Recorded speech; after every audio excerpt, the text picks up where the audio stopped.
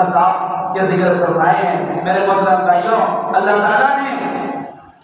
بار بار پیارے نبی صلی اللہ علیہ وسلم نے ارشاد فرمایا ہے، خرجت انا و عمر و ابو بکر، خرجت انا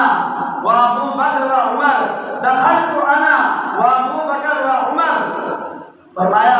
میں داخل ہوا، ابو بکر داخل ہوئے اور عمر داخل ہوئے، میں نکلا، ابو بکر نکلے اور عمر نکلے۔ اور میرے محترم بھائیوں، اللہ کے پاک نبی صلی اللہ علیہ وسلم نے ایک دفعہ مسجد نبوی شریف میں جا رہے تھے، مسجد نبوی شریف میں اللہ کے پاک نبی چل رہے تھے، دائیں جانب حضرت ابو بکر صدیق رضی اللہ تعالیٰ عنہ کے ہاتھ میں ہاتھ ڈالا ہوا تھا، بائیں طرف حضرت عمر بن خطاب ان کے ہاتھ میں ہاتھ ڈالا ہوا تھا، ایسے چل رہے تھے اور ساتھ اللہ کے پاک نبی نے فرمایا ہاکذا نبعث یوم القیامہ، اسی طرح ہم قیامت والے دن بھی اٹھائے جائیں گے اپنی قبر۔ جب میں اپنی قبر سے اٹھوں گا اپنے روضہ مبارک سے، میری دائیں طرف سے ابو بکر اٹھیں گے، میری بائیں طرف سے حضرت عمر بن خطاب اٹھیں گے، کوئی ہمیں جدا نہیں کر سکتا،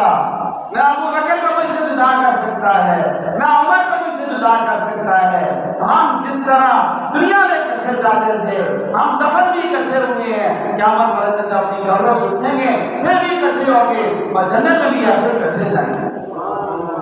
اتنی شان اللہ کے پاک نبی نے حضرت عمر بن خطاب کی بیان فرمائی۔ پھر میرے محترم بھائیوں،